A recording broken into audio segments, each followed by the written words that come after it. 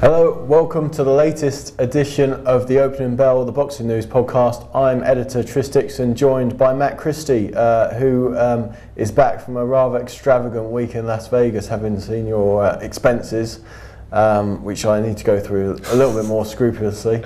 Matt, how was Vegas, apart from what I've seen on the expense sheet, or expense sheets, plural? It was a brilliant week. I'd go so far as to say, in all the years I've been lucky enough to be here, that was my favourite trip. That's good. Yeah. I'm glad it went well. Why? What was so good about it? I don't know, there was just... The fight was good, the main event was good, Pacquiao-Bradley was a good fight. Yeah, I mean, it's the second time I've been out for a Manny Pacquiao fight. There was kind of... but with the first time I went out there, it was for it was the Shane Mosley fight, and that was almost like... You know, Pacquiao's going to win, he's going to win easily, and there was kind of that feeling that it was more an event than a fight that time round. For this contest, there really was almost a feeling of impending doom for Manny Pacquiao, in that, you know, we could be seeing the last of him, and that feeling did kind of increase for me a little bit, particularly in the seconds before the fight started, and the atmosphere. During the walk-ins was like nothing I've experienced before. Well, you were at Bernard Ricardo Cordoba, and the atmosphere there was extraordinary. Yes, it was. It was extraordinary. But I think because I'd been there for 3 days leading up to the Pacquiao, and you've spoke to the trainers, you've seen the fighters mulling around, you spoke to various other people. It becomes your life. It's all consuming. You live the fight, don't you? And it's different, really. It's hard to explain for those who haven't experienced it like that. But it's kind of all your work you've been doing, everything you've been thinking is about to reach, its point. I had a very similar experience last year. Oh God. You're going again next week, aren't you? Well, at least I've had 7 days to revel in the But no, I mean, you talk about the atmosphere, but let's just talk a little bit about the fight, or a lot about the fight, because it was, for 4 rounds, it looked like it was going to be a classic. And my interpretation from the TV is that Bradley, certainly Bradley, but possibly Pacquiao as well, were loading up too much on their punches, and basically they fought the second half of the fight at a much slower pace because they punched themselves out to an extent. Yeah, no, I agree. That was certainly the case with Bradley, and kind of going back to what I was saying with this sense that we might be about to witness something spectacular. I did have a feeling that Bradley was going to land one of those home run shots, and Pacquiao was going to get knocked out in the first few rounds. But Bradley had kind of set this stall for himself, in that he said, "Yeah, I'm going to be looking for the knockout," even when it seemed the wiser option was not to do that. But he said he was going to do that. He was questioned several times during the build-up. Are you sure? Is that what you're going to do? Are you playing mind games? I don't play mind games, this is what I'm going to do. His trainer also reiterated that. If Bradley says that he's going to get in his face, expect him to get in his face.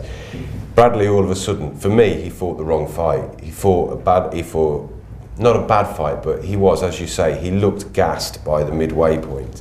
And I think perhaps on my card, he was probably edging it at that point, just on sheer industry, although the industry was wild. Would it have been different if Bradley had have played to his strengths?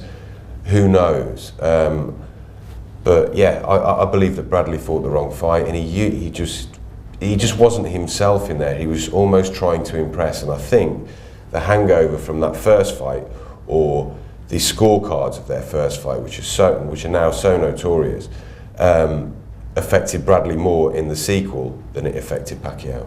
Who would you like to see Bradley fight next? I'd be well up for a rubber match, but I don't think we'll see that. I don't know. Why would you want a rematch? Because everyone says Pacquiao won the first one, now he's won the second one. Yeah, no, I mean, I'd be up for it. I'm not saying I'm clamouring for it. Okay. But I thought the first fight was okay. Second fight I thought was a cracker, and I think the third fight would be another good spectacle. But I don't think we'll see that because, like you say, I think Pacquiao's proved who the better man is. Okay. So Bradley, there's talk of Pacquiao getting the Alvarado Marquez winner in a couple of weeks' time, from when that fight happens. Bradley could take on the loser. Yeah, he could do. I mean, and as in Alvarado, because I mean, there's no sense in him fighting Marquez again. That's the thing. I mean, if that is the case, I mean, whose appetite is going to be whetted by Pacquiao, Alvarado, and Bradley, Marquez too? I think you can make a case for Pacquiao, Alvarado being a good fight, but I don't know. I'm not overwhelmed with it all gets the a little path bit that it's going. Obviously, you've got to accept somewhat grudgingly that Top Rank are going to keep their fighters in-house. It all becomes a little bit more appealing when you factor in Ruslan Provodnikov, doesn't it? Yeah. And you put him into the mix, because you kind of want to see him fight anybody, but you've got a feeling that his sort of style will bring excitement against any one of those guys. Obviously, we've seen what he would do with Tim Bradley in their first fight, which was the fight of the year last year. So Provodnikov against any of those guys brings a lot to the table, doesn't he? Provodnikov, very, very welcome addition to that mix. He is, he's bursting to be let loose on those guys. I sensed, I did speak to him briefly, and he's got an air of a lunatic that you like to see in these kind of fighters. I mean, what I'd have liked to have seen, and I think Provodnikov himself would have been a Provodnikov Marquez matchup. Then the winner of that meets Pacquiao. Interestingly, you see, there's been talks while you're away, and this week there's been talks of dissension in the ranks in Golden Boy, with a possible bust-up between Oscar De La Hoya and Richard Schaefer. I'm sure we'll speak about that, or I'll try and get to the bottom of it next week in Vegas. De La Hoya said that he sort of played it down, and Schaefer said, I don't know where that's come from. Basically, they seem to be at odds even about patching things up. We'll see where that lies, but there's an interesting story in the LA Times that as part of De La Hoya's rehab, he needs to work with Bob Arum, to put some ghosts to rest. And which you can see, because forgiveness helps people to move on, etc., etc. And with that, there's mention of Pacquiao fighting Canelo later this year. I mean, if Golden Boy and Top Rank start doing business together, that opens the sluice gates to some cracking fights at light welter and welterweight, doesn't it? And also light middle, obviously, because that's where Pacquiao would have to fight Sal Alvarez. I would hope that both parties, from those two promotional giants, realise from beneath their sacks of cash that for the good of boxing they need to work together. And it's okay, we could sit here and we could talk about it for the next 3 weeks, but it's so, you would hope that they realise that this needs to happen. And Freddie Roach said it, and it's been said countless times. Freddie Roach wasn't the first person to mention this, but you go back and you look at, not so long ago, it was Don King and Bob Arum which were the superpowers, and they absolutely despised each other, but they also realised that to make the best fights and to make the most money, they had to work together from time to time, and that's what used to happen.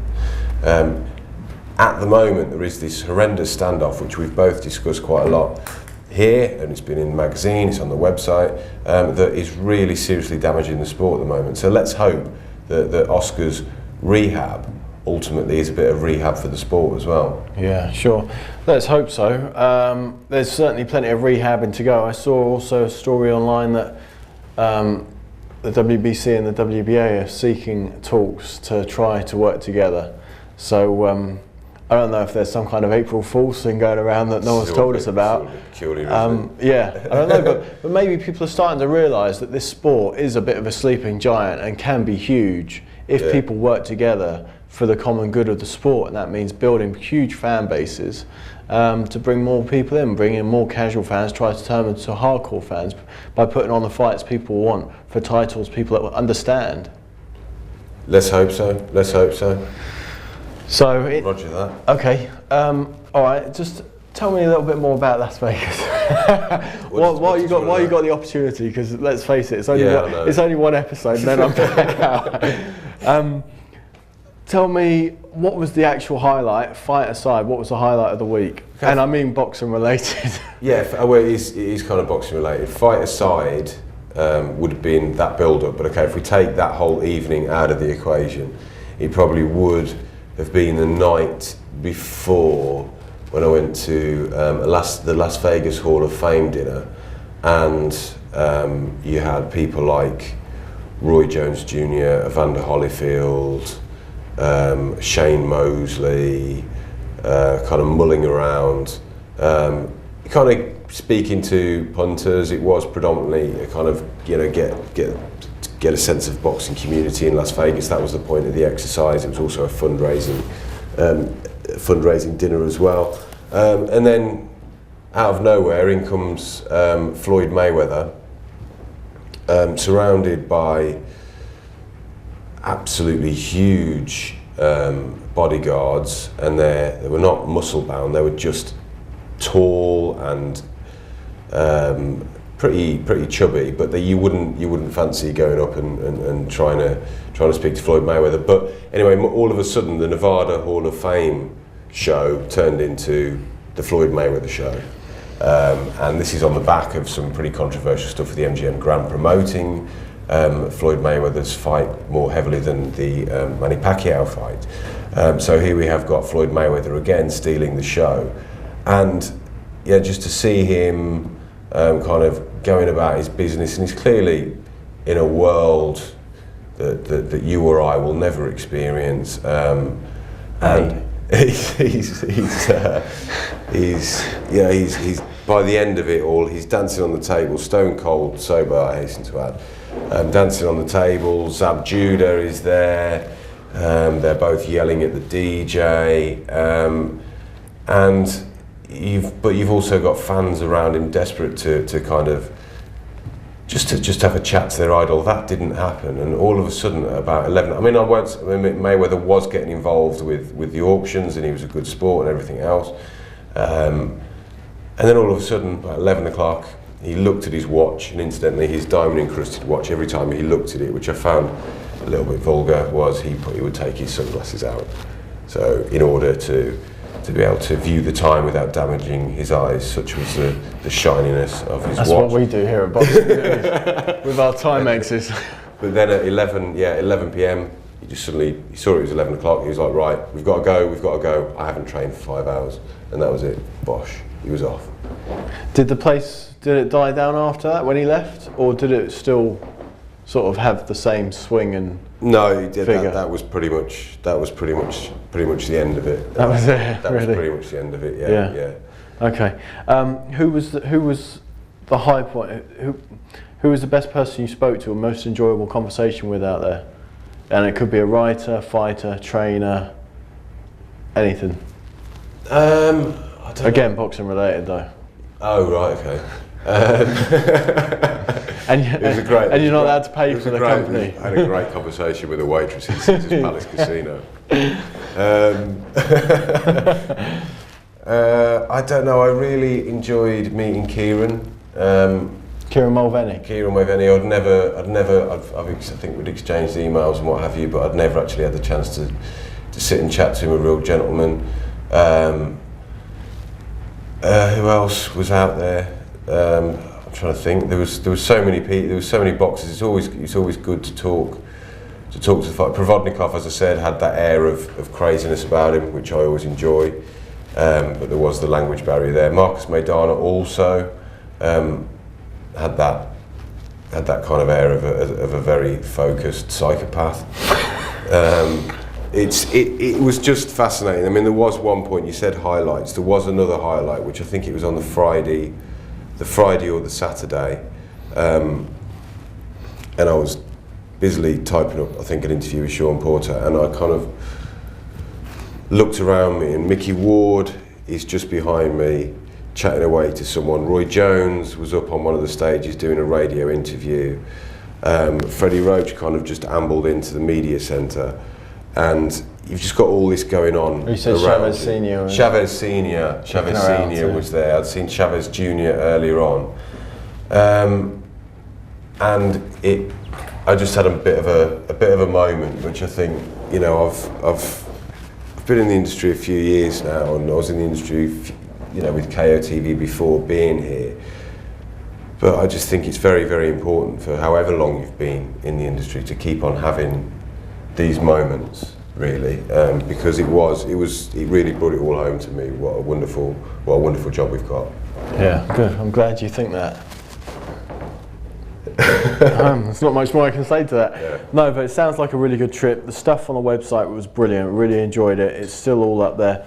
There's of course Bobby Hunter's roundup as well from the Fight Score Collector. Interesting stuff this time. It was very interesting when Bradley and Pacquiao first fought, and obviously the second time makes for just as interesting reading. While on the subject of Mayweather, I am heading out to Vegas on Monday, and I'll be taking these with me, although they're available in the US as well. We have a Floyd Mayweather bookazine. It's absolutely packed with stuff, really big, thick, glossy bookazine. We've got all of his fight reports from Boxing News over the years, and to say he's had a mixed press is probably about as good as you could say. There's some really, really strong Mayweather stuff there, particularly in the early days by our late American correspondent Jim Brady. It makes for really interesting reading. We've got Floyd's life in pictures, we've got all about the money team, we've got stuff about Floyd fighting the greatest fighters of all time, we've got training like Mayweather, we've got an interview with Tommy Hearns on how he would have fought Floyd Mayweather, whether he would have beaten him or not, and we've also spoken to a number of Floyd Mayweather opponents on what it's actually like to be in the ring with Floyd. All that and much, much more. I'd recommend you guys to check it out. Of course, it's available to download from our app store as well. Be on the newsstand from April the 24th, and in Barnes & Noble in the US. So keep an eye out for it. But well worth a look. Probably graphically, perhaps our best bookazine yet. It really, really looks the part. Matt, more contemporary stuff, because obviously Vegas now, we're looking forward now rather than back. Yeah, we do that on this podcast, don't we?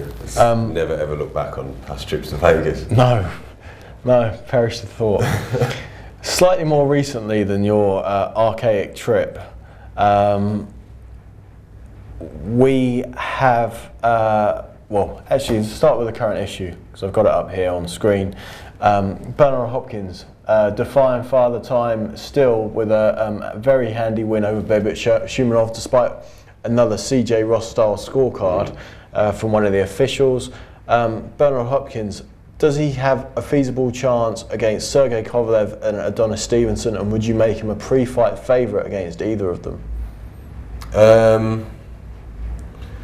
It's very, very difficult. We spoke about this before. On form, Hopkins has got the better resume. Even if you just look at his last 3 fights, for example, he's fought the better quality. But if you have common opponents, Adonis Stevenson flattened Dawson, Hopkins lost to Dawson. There was an argument that perhaps a 48-year-old or 49-year-old man shouldn't be going in there with people like Stevenson and Kovalev, you know, who are both two of the hardest hitting fighters pound for pound in the sport. However, Hopkins has proved that he deserves those fights. He's one of the best light heavyweights, if not the best light heavyweight around today. Good luck to him. Yeah, fair enough. It's a bit of a shame that we're not going to get the Stevenson-Kovalev fight, because style-wise that was the one that everyone wanted, wasn't it? Yeah, absolutely. But the chance to see Hopkins at the age of 50 as a undisputed champion is also pretty attractive as well, isn't it? I mean, it's just a once-in-a-lifetime thing, isn't it? Yeah, it really is, and I think, you know, as I say, he's earned that. It's not like, and I did a little weekend review. It's not for the website this week. You know, it's not like he's a veteran like Shannon Briggs, for example, springs to mind with his recent antics, who has done absolutely nothing to merit a shot at these, you know, the leader in his division. Absolutely nothing at all. Hopkins has proved that he can still perform at the age of 49 far better than pretty much anybody around him. So yeah, let's see what happens. But I agree with you. Kovalev-Stevenson would have been a far more engrossing spectacle. On the undercard, Sean Porter destroyed Paulie Malignaggi in 4 rounds. Shocked by that? I was shocked that that Malignaggi was stopped in 4 rounds. Yeah, really shocked by that. He's been durable throughout his career. I mean, who can forget his fight against Miguel Cotto when he stood up to some horrendous facial injuries to last the distance. I think this really, you can go back to Malignaggi's age, but certainly he was closer to the finish than the start, but he looked okay against Abjuda in December. For me, this is a really impressive result for Sean Porter, a fantastic performance, and one that I think should get him the attention that he really should have received when he came along from not from obscurity. He had a bit of he had quite a reputation a few years ago that had dwindled somewhat, but then he came along and he upset Devon Alexander, highly respected champion, and didn't really get the credit for that.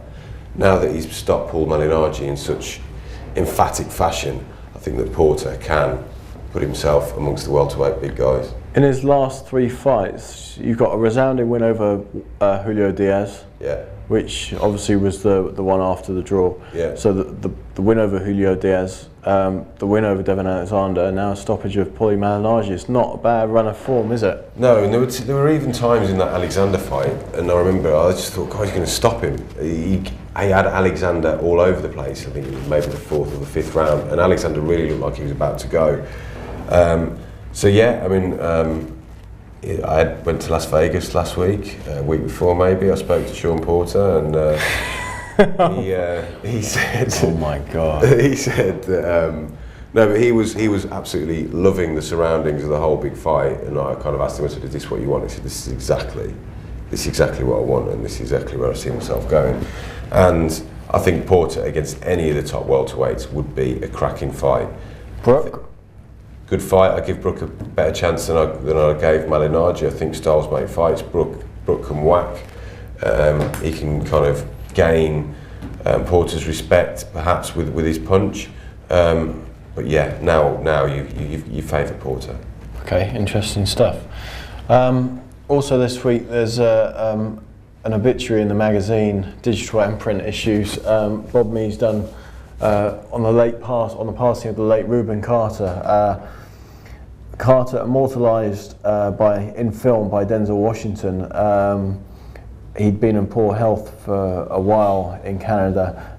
Matt, what are your recollections of either Carter or Hurricane the movie? Yeah, I remember the movie. I was obviously being into boxing from a young age. I was aware of Carter before I saw the film and his story. Good film, bit Hollywood-esque. And perhaps this isn't the right platform to speak about whether or not Carter did these things that he found himself in prison for, but certainly Rubin Carter has been an example of what Hollywood can do for a character. Yeah, for sure. Carter, famously in the film, or infamously in the film, whichever way you choose to look at it, it was made to look like he got the short end of the stick against Joey Giardello, based on racial prejudice, when in fact Joey had handily outpointed him. But like you say, that's Hollywood-esque, that's what happens. But talking of Hollywood-esque, this weekend, you'll like this segue, Alex Leapai is fighting Wladimir Klitschko, and if ever there's a rocky story, it's going to be this. With Betway, Leapai is a 40-1 underdog. Is there any way, shape or form that he can dethrone Wladimir Klitschko legally? Yeah. I mean, it's a boxing match. It's one-on-one. Leapai is not the worst heavyweight in the world, but for me, he's just about in the top 50 in the world. It would take. Do you think he beat Shannon Briggs? I think he beat Shannon Briggs today. Yeah. Well, I don't know. I haven't seen Sharon Briggs' latest pair of knockouts that he's put together in the space of 8 days. But anyway, Leapai, he seems so far below skill-wise Klitschko that to me it does seem like a mismatch. Normally when you get these kind of fights, I'll be the one that's saying, well, you just don't know. You just don't know. This is one of the few and obviously running the risk of having egg on my face. This is one of the few contests where I'm struggling to find a reason why Leapai wins this fight. It's going to take an absolutely fantastic punch, a completely uncharacteristic drop in concentration, or an injury, or something farcical for Klitschko to lose his title. Do you know, I'm working on the Mayweather-Maidana preview out there as not as we speak, but today.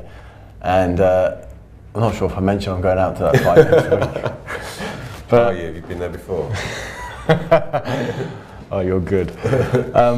Yeah, so heading out there, and it's interesting you talk about Leapai like that, because the Mayweather-Maidana fight is called The Moment. And it's kind of, you could say that's the same for Leapai in the sense that Maidana and Leapai both have one chance, a puncher's chance, and it's one moment where lightning can strike onto the point of the chin and stories can change forever. Obviously, Leapai is a larger underdog, but that said, Maidana is not exactly an overwhelming favourite. Obviously, he's not a favourite at all. So I don't know. I think again they've both got puncher's chances, but having to weigh up Mayweather and Maidana is slightly more troublesome than Leapai Klitschko, which, as you say, is very hard to look beyond anything than a really straightforward, simple night's work. Yeah, I agree, and I think the one thing that you get with these kind of fights, however one-sided they may seem from the outset, like Mayweather, Maidana, like Klitschko, Leapai, is that when you've got a champion, a dominant champion like these two guys, who I think off the top of my head are probably the two most dominant champions that boxing has had over the last 10 years, law of averages suggests that as long as they keep fighting, sooner or later they're going to lose.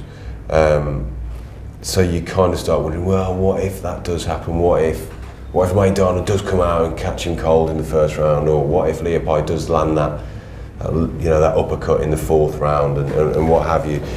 You do wonder, but yeah, it's tough to make cases for underdogs when they just seem to be so far below their opponents. So Maidana, you can get 7-1 with Betway, the draw at 33-1, Floyd 3-50 on, which tells you pretty much all you need to know.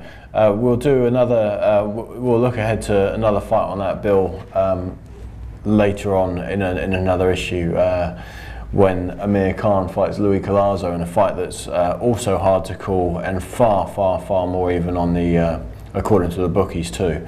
But Matt, have you seen any of the action from Manchester yet? Scott Quigg show and with the Battle of Manchester. Yeah, but I've only seen the Murray-Crolla fight as well. Oh, okay. What did you make of Murray-Crolla? Yeah, he was kind of exactly as I thought it would be. Two fabulous competitors, very much in love with the trade, giving it their all, good honest boxing. And I had a feeling that Crolla would win, but I wasn't sure. And it kind of looked like it would be Crolla the longer the fight was going on. But yeah, hats off to the pair of them. And John Murray, what he said afterwards, I thought was brilliant. Yeah, I think you're right. Friendship solidified rather than splintered as a consequence of their fight. Terrific fight. It would be interesting to see what the John Murray of 2 years ago would have done with Anthony Crolla before the inactivity, before out of the ring stuff, you know, with the failed brain scan and everything else that he's had to endure. But yeah, it was a fantastic advert for the sport, what they put on. And at short notice, Scott Quigg got rid of Shifiwa Munyai, something that not many British smaller guys have been able to do over the years. Obviously he came here and wreaked havoc on Martin Power and Lee Haskins a few years ago.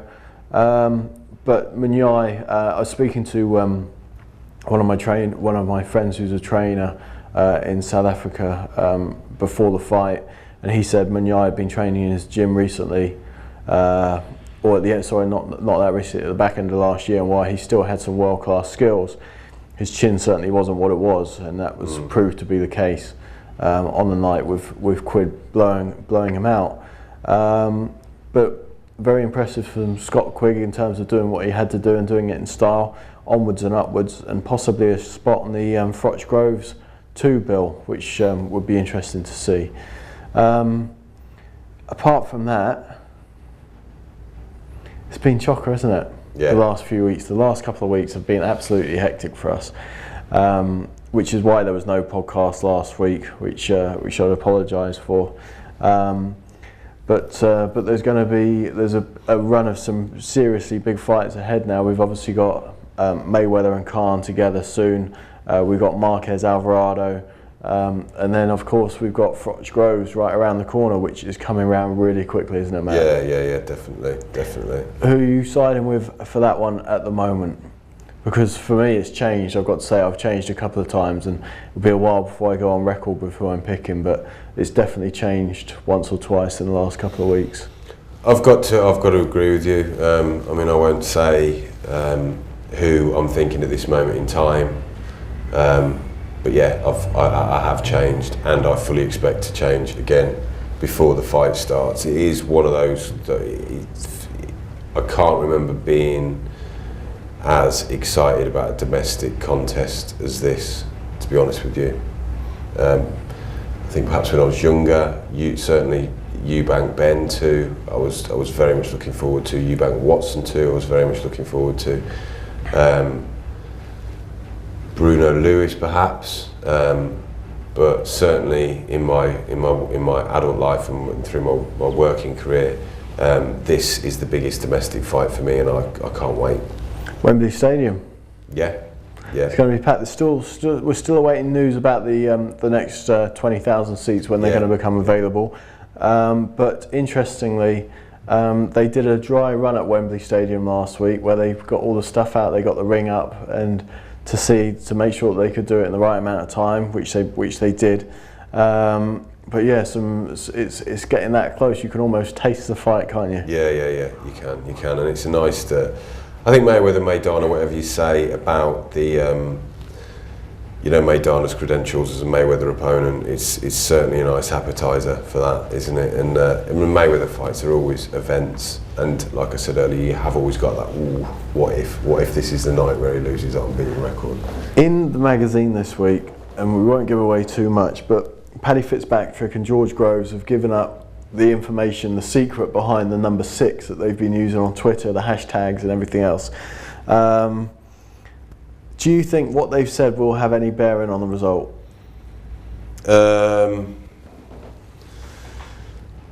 First instinct is no. It's interesting. I mean, I urge people to give it a read, even if you think it's a load of nonsense. You'll still find it interesting as you're reading it.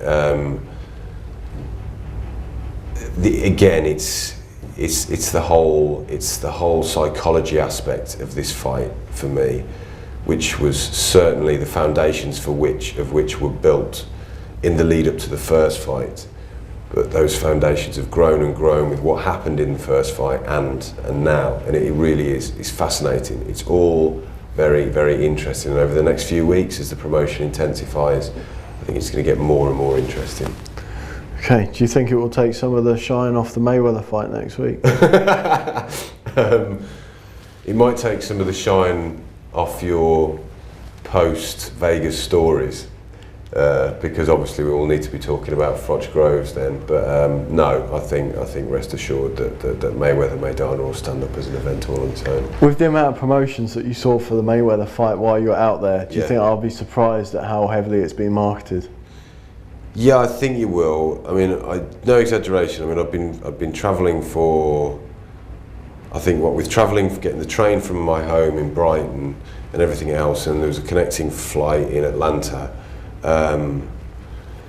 I think I'd been travelling for the best part of about 27 hours. I worked it out at. By the time I eventually got there, I think it was about 8 p.m. and at that time I thought, no, I'm not going to go to sleep. I'm going to try and last till about 10 or 11, like kind of what time I'd normally be going to bed. And you've kind of got a strange feeling of deliriousness, haven't you, like that. And I looked up, and then my hotel was opposite the MGM Grand. I looked up into this huge poster of Floyd Mayweather, which I believe is there the majority of the time anyway. And I thought, right, I'll walk through the MGM Grand and I'll see more Pacquiao stuff. And my intention was to come out the other side of the MGM Grand and then look on the other side, and then I thought I would see. But I walked through and I couldn't even see any of the games tables within the casino that had any Pacquiao marketing on them. And as I'm walking through, I'm thinking, I've come out the wrong week here, because I couldn't see anything at all for Pacquiao. It crossed my mind ever so briefly that I'd come out the wrong. And I remember coming out. I came out of the other side of the MGM and walked down the strip, and I can't remember which hotel or casino or bar it was that had some kind of I forget the word, but anyway, then that had a big. Like the electric screen? Yeah, the electric screen. It had a huge Ducati, Bradley, Pacquiao, but it took me that long to walk through before you'd seen spot anything for Bradley Pacquiao. But there was plenty of Mayweather stuff going on in there. So yeah, I think you will be surprised. I think you'll be surprised, because it was already all over the gaming tables when I was out there. Interesting, okay. All right, well, I'm sure you might hear about it from me in the next couple of weeks. I hope so. I'm sure you'll have a full debrief on the podcast. Anyway. Thanks for giving me the platform today. I enjoyed that. That's all right, Matt. That's right. Enjoy it while it lasts, yeah? Okay, all right. All right, thanks a lot for joining us again. Apologies for no podcast last week. I hope you've enjoyed this. We'll be back next week. Whether or not I can pre-record with Matt before I go out, I'm not sure, so it might be Matt, one of the other guys. We'll have to see. But thanks for joining us this week. We'll be back next, and I'll be back in a fortnight for a full Las Vegas debrief. 3-hour special. Yeah. All right. Thanks a lot, guys. Bye-bye.